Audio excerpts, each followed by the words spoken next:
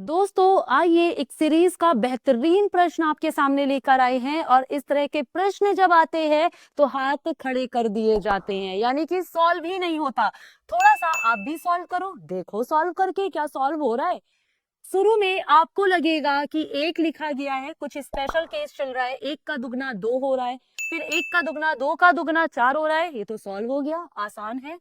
एक का दुगना दो का दुगना चार का दुगना आठ, लो भाई लॉजिक मिल गया। तो एक का दुगना दो, दो का दुगना चार, चार का दुगना आठ का दुगना 16 होना चाहिए, पर ये लॉजिक नहीं मिला, है ना। तो देखने में एक बार में लगेगा कि प्रश्न में कुछ स्पेशल रूल लगा हुआ है, और आपको अगर ये वाला रूल काम कर रहा होता तो 8 का दुगना यहाँ 16 और 16 का दुगना 32 ऑप्शन में दिया जाता। इसका मतलब ये लॉजिक नहीं है, और इसीलिए कहा था कि ये प्रश्न जब ऐसे आते हैं तो हाथ खड़े कर दिए जाते हैं। तो देखो यहाँ पर लॉजिक क्या है। अगर एक में 10 का गुणा, इन संख्याओं का 10 गुना किया गया है और फिर 10 गुना करके 2 जोड़ेंगे तो 12, इस 12 का 10 गुना करके 2 का दुगना 4 जोड़ेंगे तो 124, और इन्हीं संख्याओं का अब हम 10 गुना करेंगे और 2 2 का दुगना 4 का दुगना 8 जोड़ा तो 1248, सेम एज 1248 का 10 गुना करके 8 का दुगना 16 जोड़ेंगे तो 12496, और अब अगर 12496 में 10 का गुना करके 16 का दुगना 32 जोड़ेंगे तो ये कितना हो जाएगा, 2 6 3 9, यूनिट प्लेस पे 92,